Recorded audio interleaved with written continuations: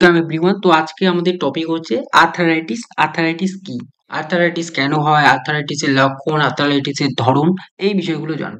তো আর্থারাইটিস কি? আর্থারাইটিস হচ্ছে একটা প্রদাহ বা ব্যথা, যেটা কোথায় হয়? আমাদের যে শরীরের গাঁটে বা জয়েন্টে যে ব্যথা, সেই ব্যথার ফলে আমাদের শরীরে নড়াচড়া করতে অসুবিধা হয় বা ফুলে যায়, এটাই হচ্ছে আর্থারাইটিস। এই আর্থারাইটিস শব্দটি কোথার থেকে এসেছে? গ্রিক শব্দ আর্থন, অর্থাৎ জয়েন্ট বা সংযোগস্থল, এবং ইটস এর অর্থ হলো ইনফ্ল্যামেশন বা প্রদাহ থেকে এসে, অর্থাৎ আর্থ্রাইটিস মানে দাঁড়ালো কি তাহলে? সংযোগস্থলে প্রদাহ, অর্থাৎ আমাদের যে হাড়ের জয়েন্ট রয়েছে সেই তার মাঝখানে যে ব্যথা, সেটাই হচ্ছে আর্থ্রাইটিস। এই রোগে কি হয়? শরীরে যে হাড়ের জয়েন্টে কার্টিলেজ ক্ষয় হয়ে যায়, যার ফলে ব্যথা এবং শক্তভাব অনুভূত হয়। এই আর্থারাইটিস কিন্তু বিভিন্ন ধরনের হতে পারে। কি? অস্টিও আর্থারাইটিস, রিমাটয়েড আর্থারাইটিস, গঠিত মুখ স্থায়ী আর্থারাইটিস। তো আর্থারাইটিস বিভিন্ন রকমের হয়। এবার আমরা জানবো এই যে আর্থারাইটিস, এই যে আর্থারাইটিসের ছবি রয়েছে, এই যে দেখো জয়েন্টের মধ্যে ব্যথা, গাঁটে গাঁটে ব্যথা শরীরে, এই যে জয়েন্টের মধ্যে মধ্যে ব্যথা, এই যে হাতের আঙ্গুলে ব্যথা, তারপরে পায়ের যে জয়েন্ট সেখানে ব্যথা, গোড়ালির এখানে ব্যথা, এই যে আঙ্গুলগুলো লাল হয়ে গেছে, এইখানে হাতের এই জায়গাগুলো লাল হয়ে গেছে, তো এই জায়গাগুলো হচ্ছে ব্যথা অনুভব হয়। তো এটাই হচ্ছে ব্যথা। এই ব্যথার ফলে কি হয়? আর্থারাইটিস হয়। তো এটাই হচ্ছে আর্থারাইটিস। যে এবার নিচে এটা হচ্ছে হিউম্যান যে স্কেলিটন রয়েছে তার ছবি, মানুষের যে কঙ্কাল, সেই কঙ্কালের মধ্যে মানবদেহে কয়টা হাড় রয়েছে? 206টা। এই 206টা হাড়ের কি নাম বা তার জয়েন্ট গুলোর কি নাম, সেগুলো এখানে দেওয়া আছে। আমাদের যদি কারো প্রয়োজন হয় যে আমরা একটু এক্সট্রা জেনে রাখবো, তাহলে তোমরা এটা জেনে রাখবে, তাছাড়া এটা তেমন কোনো দরকার নেই। তাও আমি একবার বলে দিচ্ছি কিভাবে মনে রাখবে। এই যে মানবদেহে হাড়, এইটার নাম কি? রেডিয়াস। তার নিচের হাড়টার নাম কি? আলনা। এটার নাম কি? হুমেরাস। ঠিক আছে? এইদিকে আবার সেম একই নাম হাড়গুলোর। তারপরে এইদিকে এই হাড়টার নাম কি? ফিমার, পায়ের মধ্যে যে থাকে। এইটার নাম কি? ফিবুলা। এইখানে যে চাকার মতো অংশটা থাকে, এটা ছোট একটা অংশ, তার নাম কি? পেটেলা। এইটার নাম কি? টিবিয়া। এটার নাম কি? টার্সাল। তো এরকম করে এগুলোর নামগুলো পড়ে পড়ে তোমরা মনে রাখবে। ঠিক আছে? এবার নেক্সট পয়েন্টে আমরা চলে যাব। এবার হচ্ছে আমরা পড়বো টাইপ অফ আর্থারাইটিস। আর্থারাইটিসের বিভিন্ন প্রকারভেদ। আর্থারাইটিস বিভিন্ন রকমের হয়। এই যে আর্থারাইটিসের বিভিন্ন ছবিগুলো দেওয়া আছে, যে rheumatoid arthritis, osteo arthritis, gout arthritis, psoriatic arthritis, reactive arthritis, আবার এখানে জুভেনাইল আর্থারাইটিস। এই যে আর্থারাইটিসের বিভিন্ন টাইপস গুলো এখানে নামগুলো দেওয়া আছে ছবির মাধ্যমে, যে কোথায় কোথায় ব্যথা হয়। ঠিক আছে? এবার আমরা এক এক করে ডিটেলসে জানবো। প্রথমে কি? Osteo arthritis. এটা কি? একটা ক্ষয়জনিত আর্থারাইটিস। এটা কি হয়? এটা সবচেয়ে সাধারণ আর্থারাইটিস। এটা সাধারণ কেন? এটা বেশিরভাগ লোকেরই এই আর্থারাইটিসটাই দেখা যায়। এটি এক ধরনের ডিজেনারেটিভ জয়েন্ট ডিজিজ, যেখানে কি হয়? জয়েন্টের মধ্যে থাকা যে কার্টিলেজ রয়েছে, আমরা একটু আগেই বললাম যে কার্টিলেজ কোথায় থাকে, এই যে এইখানে থাকে কার্টিলেজ। এই কার্টিলেজ কি হয়? ধীরে ধীরে ক্ষয়ে যায়। তারপরে এটা সবচেয়ে বেশি প্রভাবিত স্থান কোথায়? মানুষের এই যে আঙ্গুল রয়েছে, পা রয়েছে, নিতম্ব রয়েছে, তো এই জায়গাগুলোতে বেশি হয়। এর লক্ষণগুলো কি? জয়েন্টে ব্যথা, এই যে জয়েন্টে ব্যথা, সকালে সিকনেস বা জড়তা, সাধারণত 30 মিনিটের কম। ঠিক আছে? জয়েন্ট ফুলে যাওয়া, এই যে জয়েন্ট ফুলে গেছে, এই যে ইংলিশ টার্মগুলো এখানে দেওয়া আছে দেখো। তারপর হচ্ছে হাড় ঘষা ঘষা শব্দ হওয়া, এই যে হাড়ের ঘষা ঘষা শব্দ হয়েছে। তারপর হচ্ছে নড়াচড়ায় অসুবিধা, যার নড়াচড়া করতে অসুবিধা হয়। নেক্সট হচ্ছে দীর্ঘদিন জয়েন্টে বিকৃতি, জয়েন্টের মধ্যে ব্যথা বিকৃতি হয়। এবার নেক্সট হচ্ছে এগুলো কেন হয়? এর কারণ হচ্ছে বয়সজনিত একটা কারণ হতে পারে। বয়সের ফলে এই যে কার্টিলেজ ক্ষয় হয়ে যায় তখন, বা এটা কমে যায় তখন কিন্তু এটা হয়, বা অতিরিক্ত ওজন, আমাদের যা শরীরের ওজন তার থেকে ওজন হচ্ছে বেশি, তো তখন আমাদের শরীর সহ্য করতে পারে না, তখন ক্ষয় হয়। আঘাত, কোথাও অ্যাক্সিডেন্ট হয়েছে, সেই আঘাতের কারণেও মানুষের অনেকের তো সেরে যায়, আবার অনেকের সেরে যায় না, তখনও সেটা আর্থ্রাইটিসের মধ্যেই পড়ে। আবার আরেকটি কারণ কি? জেনেটিক প্রবণতা, অনেকেই বংশগত কারণে বা জেনেটিক কারণেও কিন্তু আর্থ্রাইটিস হয়। নেক্সট হচ্ছে কি? নেক্সট পয়েন্ট হচ্ছে রিমাটয়েড আর্থারাইটিস।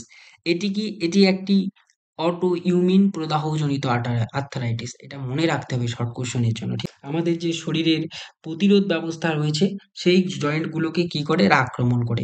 সেই জয়েন্ট, এই যে সাইনোভিয়াল ঝিল্লি রয়েছে আমাদের এখানে, কি সাইনোভিয়াল তরল রয়েছে জন্যই তো এগুলো আমাদের ঘষা লাগে না, তো ব্যথা করে না। তো এইখানে যদি এইরকম তরলটা না থাকে আমাদের পায়ের ভিতরে এই জয়েন্ট গুলোর মধ্যে, তাহলে কি ঘষা লেগে সেটা ব্যথা করবে। বা একটা সময় সেখানে ফুলে যায়। ফুলে কখন যায়? বয়স বেড়ে যায় তখন এই তরলটা কমে যায়। আর যখনই এই তরলটা কমে যায় তখনই মানুষের মধ্যে ঘষা লাগে। আর ঘষা লাগার ফলে কি হয়? ব্যথা হয়, ফুলে যায়। ঘষা কিন্তু আমাদের এখনো লাগে। তো এখন কি আমাদের যে তরলটা আছে এখন ঠিকঠাক আছে। বয়স বৃদ্ধি পাওয়ার সাথে, সাথে এই তরলটা কমে যাবে। তখন ঘষা লাগলে তখন ব্যথা অনুভব হবে। এগুলো কোথায় দেখা যায়? আঙ্গুলের যে ছোট জয়েন্ট সেখানে দেখা যায়, কবজি, হাঁটু, কনুই ইত্যাদিতে। এর লক্ষণগুলো কি, কি? ২ দিকের যে জয়েন্ট তা একসাথে ব্যথা করে। দুটো জয়েন্টই একসাথেই ব্যথা করে। তারপরে কি? জ্বর এবং দুর্বলতা এবং ক্লান্তি। তারপর রিমাটয়েড নডিউল দেখা যায়। দীর্ঘমেয়াদী জয়েন্টে বিকৃতি হয়। হুম? এর প্রতিক্রিয়া কি? অটোইমিউন প্রতিক্রিয়া, জেনেটিক ফ্যাক্টরের কারণে হয় বা সংক্রমণ বা হরমোনাল পরিবর্তনের কারণেও কিন্তু এই রিমাটয়েড আর্থ্রাইটিসটা হয়।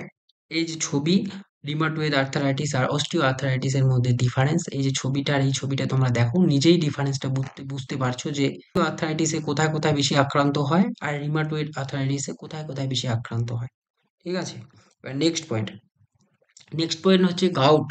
এটা মূলত কি হয়? রক্তে যখন আমাদের ইউরিক অ্যাসিডের মাত্রা বেড়ে যায়, কি বেড়ে যায়? ইউরিক অ্যাসিডের মাত্রা। ফলে কি হয় না?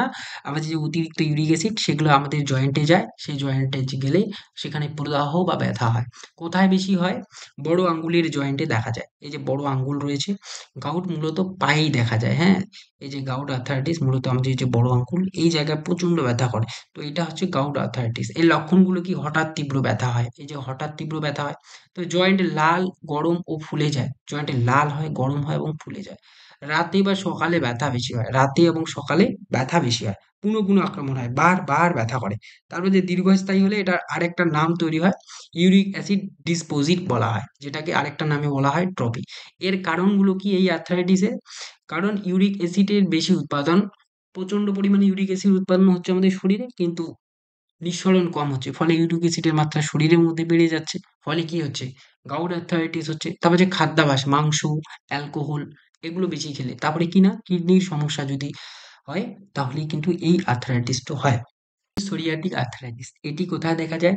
সোরিয়াসিস নামক ত্বকের রোগে আক্রান্ত ব্যক্তিদের মধ্যে দেখা যায়। যারা এই রোগে আক্রান্ত হয় তাদের হচ্ছে, যারা সোরিয়াসিস রোগে আক্রান্ত হয় তাদের সোরিয়াটিক আর্থ্রাইটিস দেখা দেয়। এটি কি? একটি অটো ইমিউন জনিত আর্থ্রাইটিস।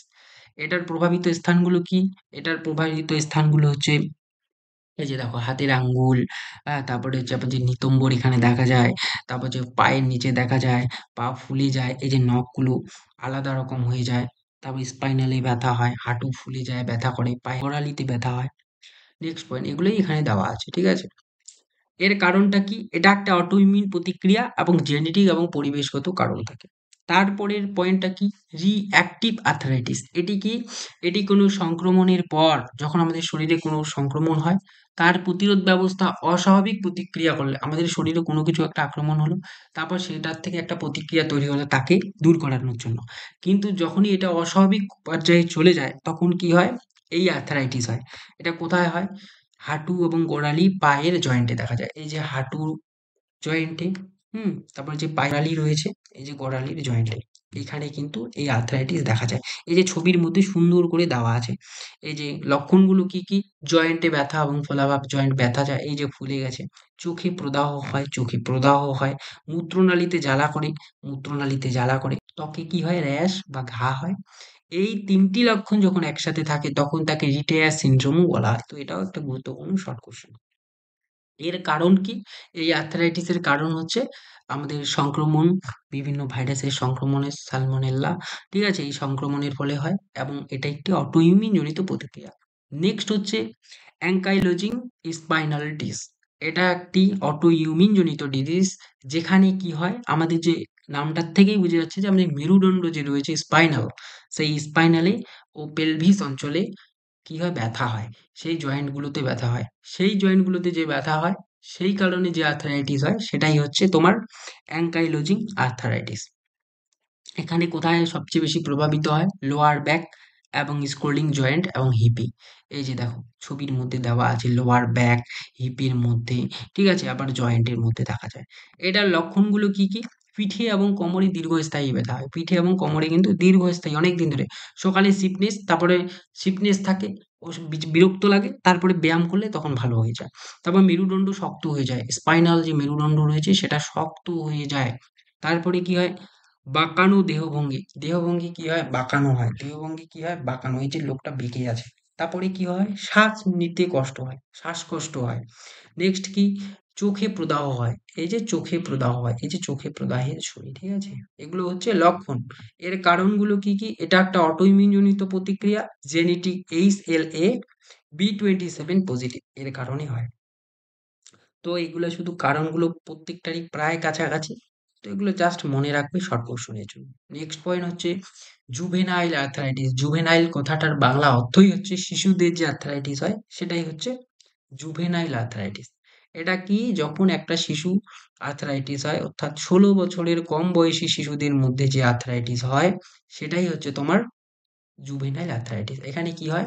আমাদের যে শরীরের যে জয়েন্ট গুলো আছে সেই জয়েন্ট গুলোতে প্রদাহ হয় এবং 16 বছরের নিচে শিশুদের মধ্যে, এই যে শিশুটার ছবি, এটা 16 বছরের নিচে একটা শিশু, তার এই জয়েন্ট গুলোতে কিন্তু এই যে ব্যথা হয়, ঠিক আছে? নেক্সট পয়েন্টে হচ্ছে, এটা আমরা এই যে বিভিন্ন প্রকারভেদগুলো পড়লাম, osteo arthritis, রিমাটোয়েড arthritis, go arthritis, এই যে আর্থ্রাইটিস গুলো রয়েছে এটা আমরা টেবিল আকারে এখানে দিয়েছি। তোমরা প্রত্যেকেই দেখে নেবে যে এখানে কারণগুলো কি, প্রধান লক্ষণগুলো কি, বয়স, প্রভাবিত অঞ্চল, প্রধান বৈশিষ্ট্য, এই যে আগের পয়েন্টগুলো রয়েছে সেগুলোই এখানে টেবিল আকারে সাজিয়ে দেওয়া আছে। এই যে আগের পয়েন্টগুলো, হুম, এই পয়েন্টগুলোই এখানে টেবিল আকারে সাজিয়ে দেওয়া আছে তোমাদের পড়ার সুবিধার জন্য। তোমরা প্রত্যেকে এটা মনে রাখলে সম্পূর্ণ বিষয়টাই কিন্তু মনে থাকবে। তাহলে নেক্সট পয়েন্টে এই যে সাজিয়ে দেওয়া আছে সুন্দর করে, তোমরা নোট করবে সুন্দর করে খাতায়। নেক্সট পয়েন্ট, এগুলো তো গেল আমাদের বিভিন্ন প্রকারভেদের ভিত্তিতে আর্থারাইটিসের কি কি লক্ষণ দেখা দেয়। এছাড়াও কিছু সাধারণ লক্ষণ বা উপসর্গ দেখা দেয়। কি কি? এই যে ছবি, জয়েন্টে পেইন, স্টিফনেস, সোয়েলিং, রেডনেস, এই যে বিষয়গুলো রয়েছে তা এক এক করে জানি। প্রথমে কি? জয়েন্টে ব্যথা, এক এক করে একাধিক যে জয়েন্ট রয়েছে সেই জয়েন্টে ব্যথা হয়, প্রায়শই নড়াচড়া সাথে খারাপ অবস্থা হয়। তারপরে কি হয়? জয়েন্টে থিরতা হয়, জয়েন্ট নড়াচড়া করতে অসুবিধা হয়, শক্ত হয় অনুভূতি এবং বিশেষ করে সকালে বা নিষ্ক্রিয়তার পরে। তারপরে কি? ফলাভাব, শরীরে ফোলা ফোলা ভাব থাকে, উষ্ণ লাল ভাব থাকে। গতির পরিসর, যে আক্রান্ত স্থান সেই আক্রান্ত জয়েন্টটি সম্পূর্ণভাবে বাঁকানো বা সোজা করতে অসুবিধা হয়। তারপরে কি হয়? ক্লান্তি, ক্লান্তি বোধ হয়, শক্তির অভাব বোধ হয়, শরীরে প্রদাহ জনিত একটা প্রতিক্রিয়া দেখা দিতে পারে, ঠিক আছে? নেক্সট হচ্ছে দুর্বলতা, আক্রান্ত জয়েন্টের চারপাশের যে পেশিগুলো সেগুলো দুর্বল হতে পারে যার ফলে শক্তি এবং কার্যকারিতা হ্রাস পায়। নেক্সট হচ্ছে বিকৃতি, উন্নত ক্ষেত্রে কি হয়? আর্থ্রাইটিসের জয়েন্টের বিকৃতির কারণ হতে পারে কি? হতে পারে দৃশ্যমান বাম্প বা জয়েন্টের মিসাইলমেন্ট। তারপরে হচ্ছে অসাড়তা বা ঝিঝি অনুভব, এটা কি? আর্থ্রাইটিসের সাথে যুক্ত প্রদাহ বা স্নায়ু সংকোচনের ফলে আক্রান্ত স্থানে কি হয়? অসাড়তা বা ঝনঝন বা পিন বা সূচের মতো অনুভূতি হতে পারে। আমাদের শরীরে যে জায়গায় ব্যথা হয়, ওই জায়গায় মনে হয় যে পিন বা সূচ এর আক্রমণ হয়ে যায়, সেই কারণেই ব্যথা হয়। তারপরে কি? ত্বকের পরিবর্তন, সোরিয়াটিক আর্থ্রাইটিস সোরিয়োসিসের সাথে যুক্ত। এটি এক ধরনের বাত যেটা ত্বকের পরিবর্তন ঘটায়, যেমন রূপালী আসে এর সাথে লাল ছোপ দেখা দেয়। এই যে ত্বকের কিন্তু অনেকটা পরিবর্তন ঘটে। প্রথমে আমাদের ত্বকটা কি থাকে? রূপলি রূপলি ভাব থাকে, তারপরে সেই এখানে লাল লাল ছোপ দেখা যায়, এটাই হচ্ছে ত্বকের পরিবর্তন। নেক্সট গুরুত্বপূর্ণ পয়েন্ট আমরা জানবো হচ্ছে, এই যে আর্থারাইটিসের বিভিন্ন লক্ষণ জানা হলো, এবার এই আর্থারাইটিসের কারণটা কি? কেন হয় আর্থারাইটিস? প্রথমেই হচ্ছে বয়স বাড়লে কি হয়? বয়স বাড়ার সঙ্গে সঙ্গে শরীরের যে ছোট ছোট গাঁটগুলো রয়েছে বা ভিতরে যে আমাদের নরম অংশ বা কার্টিলেজ থাকে তার পরিমাণ বা গুণগত মান কি হয়? কমে যায়। বয়স বাড়লে সেগুলোর পরিমাণ কিন্তু কমে যায়। ফলে কি হয়? কার্টিলেজ কমে গেলে কি হয়? একে অপরের সাথে যখন ঘষা খেতে শুরু করে ফলে প্রদাহ বা ব্যথা হয়। এটি এক ধরনের কি হয়? অস্টিও আর্থ্রাইটিসও বলা হয়। ঠিক আছে? বয়স বাড়লে যে আর্থ্রাইটিসটা হয়। তারপরে কি? অটো ইমিউন ডিসঅর্ডার, শরীরের নিজস্ব রোগ প্রতিরোধ ক্ষমতা রয়েছে, সেই ক্ষমতা ভুলবশত যখন শরীরের সুস্থ কোষ বা জয়েন্ট গুলোতে আক্রমণ করে, আমাদের শরীরে ইমিউন সিস্টেম রয়েছে, রোগ প্রতিরোধ, সেগুলো কোনো সময় কি হয়? আমাদের শরীরে সুস্থ কোষগুলোকে আক্রমণ করছে, ফলে যে অসুবিধাটা হয় সেটাই হচ্ছে অটো ইমিউন জনিত ডিসঅর্ডার, যেটাকে বলা হয় রিমাটোয়েড আর্থ্রাইটিস। তারপরে নেক্সট কারণ হচ্ছে পুরনো চোট বা ওল্ড ইনজুরিস, কোনো দুর্ঘটনা হয়েছে বা আঘাত হয়েছে বা অ্যাক্সিডেন্ট হয়েছে, ফলে হাড়ে বা জয়েন্টে চোট লেগেছে, তার ফলে কি হয়? দীর্ঘমেয়াদী প্রভাব পড়তে পারে, ফলে আর্থ্রাইটিস হতে পারে। অনেকেই আবার কি হয় সেরে যায়। কি হয় পা ভেঙে যাওয়ার পর কোনো অ্যাক্সিডেন্টের কারণে জয়েন্টের কার্টিলেজ ঠিকমতো তৈরি হতে পারে না। তখন কি হয় পরবর্তীকালে ওই জায়গা ব্যথা থেকে যায় এবং আর্থ্রাইটিসের সম্ভাবনা বেড়ে যায়। কার্টিলেজের পরিমাণ কমে যায় সেই কারণে। নেক্সট হচ্ছে জেনেটিক ফ্যাক্টর। কিছু বংশগত জেনেটিক কারণে কিন্তু আর্থ্রাইটিস হয়। যে বংশগত বিভিন্ন রোগ রয়েছে। যদি পারিবারিকভাবে তাদের পরিবারের মধ্যেই কিন্তু আর্থ্রাইটিস রয়েছে পূর্ববর্তী প্রজন্মে, তখন কিন্তু এই রোগটি পরবর্তী প্রজন্মে স্থানান্তরিত হওয়ার একটা ঝুঁকি থেকে যায়। এই কারণে এটিকে জিনগত বা হেরিডিটার দ্বারা সঞ্চালিত বলে উল্লেখ করা হয়। তারপর হচ্ছে মোটা বা ওবেসিটি। শরীরে অতিরিক্ত ওজন বা স্থূলতা জয়েন্টের উপর অতিরিক্ত। অনেক ব্যক্তি রয়েছে প্রচণ্ড মোটা, অনেক ভারী। তাহলে কি হচ্ছে তার শরীরের যে ভার সেই তার পায়ের উপর পড়ছে। এবার পায়ের উপর পড়লে কি শরীর সেই ওজন সহ্য করতে পারছে না। যখনই সেই ওজন শরীরে সহ্য করতে পারবে না তখন হাঁটু বা কিল এবং পায়ের জোড়ার মধ্যে কি হবে জয়েন্টগুলোতে ব্যথা হবে। তখন আর্থ্রাইটিস হবে। নেক্সট হচ্ছে ইনফেকশন। কিছু ব্যাকটেরিয়া বা ভাইরাসের মতো জীবাণু যেগুলো জয়েন্টের ভেতরে সংক্রমণ ঘটাতে পারে। এই ধরনের সংক্রমণ জয়েন্টের প্রদাহ বা ব্যথার সৃষ্টি করে যা আর্থারাইটিসের জন্ম দিতে পারে। ঠিক আছে? নেক্সট পয়েন্ট হচ্ছে এই যে আমরা জানবো হচ্ছে আর্থারাইটিস কিভাবে বুঝবো যে তার আর্থারাইটিস হয়েছে কিনা। কিছু পরীক্ষা করা হয়। কি পরীক্ষা করা হয়? ডাক্তারে কিছু পরীক্ষা করে। কি পরীক্ষা করে? প্রথমে হচ্ছে কি ডাক্তার প্রথমে কি করে রোগীর শারীরিক অবস্থা দেখে। শারীরিক অবস্থা দেখে তারপরে গাঁট বা জয়েন্টে যে ব্যথা রয়েছে কিনা, ফোলাভাব আছে কিনা, নড়াচড়ার সময় কোনো কাঠিন্য বা কষ্ট হচ্ছে নাকি তা জিজ্ঞাসা করে কিন্তু পরীক্ষা করে। তবে বয়স্ক রোগীদের কি হয়? সিঁড়িতে বসতে পারে না, দাঁড়াতে পারে না, উঠতে পারে না, কোথাও বসলেও দাঁড়াতে পারে না। তো এগুলো হচ্ছে আর্থ্রাইটিসের কারণেই কিন্তু হয়। তারপরে কি এক্স-রে আর এমআরআই এর মাধ্যমে কিন্তু এই আর্থ্রাইটিসের ডায়াগনোসিস টেস্ট করা হয়। কিভাবে? এটি একটি কি ইমেজিং পরীক্ষা। এর মাধ্যমে হাড় এবং জয়েন্টের ভেতরের অবস্থা দেখা যায়। এর দ্বারা গাঁটের কোনো অংশে ক্ষতি বা হাড়ের স্থানচ্যুতি বা ক্ষয় হয়েছে কিনা তা জানা যায়। কারো অ্যাক্সিডেন্ট হয়েছে তার ফলে তার গাঁটে বা কোনো ফ্র্যাকচার বা ফেটে গিয়েছে কোনো কারণে সেই স্থানে কিন্তু এই এক্স-রে বা এমআরআই এর মাধ্যমে কিন্তু সেই স্থানগুলোকে চিহ্নিত করা যায়। নেক্সট পয়েন্ট হচ্ছে ব্লাড টেস্ট। রক্ত পরীক্ষা করে শরীরের যে প্রদাহ বা সংক্রমণের মাত্রা রয়েছে সিআরপি হ্যাঁ, নামে এক ধরনের ফ্যাক্টর থাকে। সেই ফ্যাক্টরে পরীক্ষা করা হয়। সেটা যদি রক্তে থাকে তাহলে বুঝতে হবে তার আর্থ্রাইটিস হয়েছে। নেক্সট হচ্ছে জয়েন্ট ফ্লুইড টেস্ট। বিশেষ সূচের সাহায্যে জয়েন্টের মধ্য থেকে অল্প পরিমাণ তরল বের করে এই পরীক্ষা করা হয়। আমাদের যে পায়ে বা গাঁটে যে জয়েন্টগুলো রয়েছে সেইখান থেকে কি করা হয় অল্প পরিমাণ ফ্লুইড নেওয়া হয় সূচের সাহায্যে। তারপর এর মাধ্যমে কি হয় জয়েন্টে সরাসরি কোনো ব্যাকটেরিয়া বা ভাইরাস আক্রমণ করেছে কিনা বা গাউট নামক আর্থ্রাইটিস হয়েছে কিনা সেগুলো কিন্তু জানা যায়। এগুলো হচ্ছে ডায়াগনোসিস টেস্ট। এবার হচ্ছে কিছু চিকিৎসা পদ্ধতি বা ট্রিটমেন্ট সম্বন্ধে জানবো। নেক্সট প্রথম পয়েন্ট হচ্ছে ব্যথা এবং প্রদাহ কমানোর ওষুধ। প্রথমে কি করা হয়? আর্থ্রাইটিসের যদি ব্যথা হয় ডাক্তাররা কি করে পেইন কিলার বা অ্যান্টি ইনফ্লামেটরি মেডিসিন দেয় যে জয়েন্টে ব্যথা বা ফোলা কমানোর জন্য এই ওষুধ ব্যবহার করা হয়। বা উদাহরণ হচ্ছে প্যারাসিটামল জাতীয় ওষুধগুলো এই ক্ষেত্রে ব্যবহার করা হয়। নেক্সট হচ্ছে ফিজিওথেরাপিস্ট। বর্তমানে তো ফিজিওথেরাপিদের চাহিদা প্রচুর।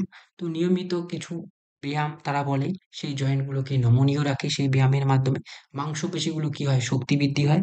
একজন ফিজিওথেরাপিস্টের যদি পরামর্শ নিয়ে কাজ করা যায় তাহলে কিন্তু কি হয় না সুস্থ সবল এবং উদাহরণ কি একজন ফিজিওথেরাপিস্টের পরামর্শে হাঁটাচলার ক্ষমতা ফেরানোর জন্য এবং জয়েন্টকে সচল রাখার জন্য কিছু বিশেষ স্ট্রেচিং বা ব্যায়াম রয়েছে। এটা আমার একটা লাইভ উদাহরণ যে আমার যে দাদু রয়েছে আমার দাদুর কিন্তু অনেক বয়স হয়ে গেছে। তো তিনি কিন্তু প্যারালাইসিসে আক্রান্ত। তার এই সুস্থতার জন্য কিন্তু এই যে ফিজিওথেরাপিস্ট আমাদের এখানে একজন প্রতিদিন আসে। সেই ফিজিওথেরাপিস্ট কিছু ব্যায়ামের কথা বলেছিল। সেই ব্যায়ামগুলা করার ফলে কিন্তু এখন তিনি অনেকটাই সুস্থ হয়ে গেছে। তো ফিজিওথেরাপিস্ট কিন্তু একটা গুরুত্বপূর্ণ ভূমিকা পালন করে। নেক্সট হচ্ছে লাইফস্টাইলে পরিবর্তন। এটি একটি গুরুত্বপূর্ণ অংশ। এটি শরীরের ওজন নিয়ন্ত্রণ করে এবং স্বাস্থ্যকর খাবার এবং মানসিক চাপ কমায়। শরীরে যে অতিরিক্ত ওজন কমালে হাঁটুর জয়েন্টের উপর চাপ কমে যাবে। ফলে আর্থ্রাইটিসের সম্ভাবনা এবং হ্রাস পেতে পারবে। আমাদের লাইফস্টাইল যদি ঠিকঠাক করি তাহলে আমাদের কোনো রোগ ধরবে না। নেক্সট হচ্ছে সার্জারি। যখন আমাদের এই আর্থ্রাইটিসটা এক্সট্রিম লেভেলে চলে যাবে, অর্থাৎ আর কোনো কিছু করেই সারানো যাচ্ছে না বা কমানো যাচ্ছে না, তখন কি হবে? ক্ষতিগ্রস্ত যে জয়েন্ট সেটাকে সরিয়ে কৃত্রিম জয়েন্ট বসানো হয়, যাকে জয়েন্ট প্রতিস্থাপন বা জয়েন্ট রিপ্লেসমেন্ট বা নি রিপ্লেসমেন্ট সার্জারিও বলা হয়। তো এর মাধ্যমে কিন্তু আমাদের ট্রিটমেন্ট করে আর্থ্রাইটিসকে কমানো যেতে পারে। নেক্সট কি আমরা জানবো যে আয়ুর্বেদিক কি কি পদ্ধতির মাধ্যমে এই আর্থ্রাইটিসকে কমানো যায় বা কি কি রেমেডিস রয়েছে। প্রথমে হচ্ছে আয়ুর্বেদ শাস্ত্রে প্রাকৃতিক উপায়ে আর্থ্রাইটিস চিকিৎসার জন্য কিছু উপায় বলেছে। কি উপায় বলেছে? প্রথমে কি হার্বাল রেমেডিস, বিভিন্ন প্রাকৃতিক ভেষজ উপাদান ব্যবহার করা হয় যা ব্যথা এবং প্রদাহ কমাতে সাহায্য করে। উদাহরণ কি? অশ্বগন্ধা, এটি শক্তি বাড়ায় এবং ব্যথা ফোলা এবং কমাতে সাহায্য করে। তারপরে কি? হলুদ ও আদা। হলুদের মধ্যে কি থাকে? অ্যান্টি ইনফ্লেমেটরি গুণ রয়েছে, যা হলুদ দুধ খাওয়া এবং আদা ও পাচন শক্তি বাড়িয়ে ব্যথা কমাতে সাহায্য করে। নেক্সট হচ্ছে ডায়েট এবং লাইফস্টাইল। আমাদের যে ডায়েট চার্ট, আমাদের যে খাদ্যাভ্যাস সেটার মধ্যে যদি পরিবর্তন আনি, যে গরম, হালকা, সহজে হজম হয় এমন খাবার খেতে হবে। ঠান্ডা এবং তেলযুক্ত জাঙ্ক ফুড, ফাস্ট ফুড এগুলোকে এড়িয়ে চলতে হবে। রাতে টক দই খাওয়া বন্ধ করতে হবে। নিয়মিত গরম জল পান করতে হবে। শরীরকে ঠান্ডা থেকে বাঁচিয়ে রাখতে হবে। যোগা এবং ব্যায়াম, আমরা যদি ঠিকঠাক করে যোগা এবং ব্যায়াম প্রত্যেক দিন করি তাহলে কিন্তু আমাদের এই রোগগুলো হবে না। কি কি যোগা রয়েছে? এই যে যোগার একটা ছবি দিয়েছে, তাড়াসন, বৃক্ষাসন, অনুলোম বিলোম। এগুলো কি করে? এগুলো যদি নিয়মিতভাবে প্র্যাকটিস করা যায় আমাদের আর্থ্রাইটিসের ঝুঁকির পরিমাণ কিন্তু কমে যায়। কি কি হোম রেমেডিস রয়েছে? বাড়িতে সহজেই পাওয়া যায় এমন জিনিস চিকিৎসা ব্যবহার করা যায়, যেমন তেল হালকা গরম করে নিয়মিত মালিশ করা। তিল থেকে যে তেল হয় সেই তেল হালকা করে প্রত্যেকদিন মালিশ করা। তারপরে ১ গ্লাস জলে রাতে মেথি ভিজিয়ে রেখে সকালে সেই জল পান করা। তারপরে আয়ুর্বেদিক কিছু মেডিসিন রয়েছে, ডাক্তারের পরামর্শ অনুযায়ী সেই মেডিসিনগুলোকে সেবন করা যায়। যেমন যোগরাজ গুগুল, মহাযোগরাজ গুগুল, এই ধরনের কিছু ওষুধ রয়েছে। তো আজকের ক্লাসটা কিন্তু অনেক লেন্দি হলো। তোমরা কিন্তু ধৈর্য সহকারে প্রত্যেকে ক্লাসটা দেখবে এবং খাতায় সুন্দর করে নোট করবে। Thank you.